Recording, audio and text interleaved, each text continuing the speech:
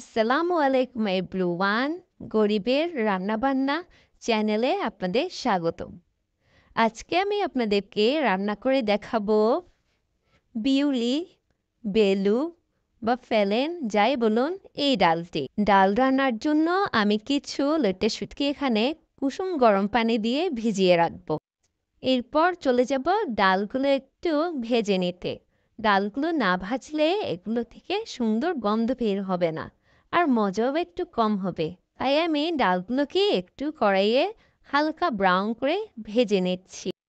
ভাজা হয়ে গেছে এবং এগুলো থেকে খুব সুন্দর একটি গন্ধ বের হচ্ছে। এবার আমি ডালগুলো কোনো রকম মশলা ছাড়া শুধু নর্মাল পানি দিয়ে কিছুক্ষণ সেদ্ধ করে নেব।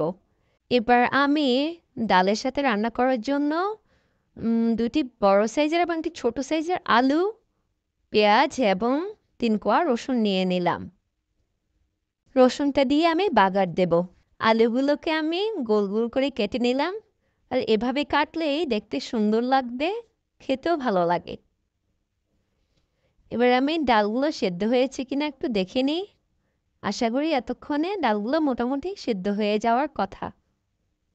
এই যে আমার ডালগুলা মোটামুটি সিদ্ধ হয়ে গিয়েছে। এখন আমি এগুলোতে মশলা অ্যাড করতে পারবো। প্রথমে আমি পেঁয়াজ কুচিগুলো দিয়ে দিলাম। এরপর লাল মরিচের গুঁড়া ১ চামচ, ঝাল পছন্দ হলে আরও দিতে পারেন। হলুদের গুঁড়া দিয়ে দিলাম, লবণ পরিমাণ মতো। এবার দিয়ে দিব ভিজিয়ে রাখা লইট্টে শুটকিগুলো। এগুলো আমি ভালোভাবে নর্মাল পানি দিয়ে ধুয়ে রেখেছি। সব কিছু দেওয়ার পর এবার একটু আমি এগুলোকে ঢেকে রাখবো কিছুক্ষণের জন্য, মশলাগুলো কষানোর জন্য। কিছুক্ষণ পর আবার দেখে নিব মশলা কষানো হয়েছে কিনা। আশা করি আমার মশলাগুলো কষানো হয়ে গেছে। এখন এতে আমি ধুয়ে রাখা আলুগুলো দিয়ে দেব।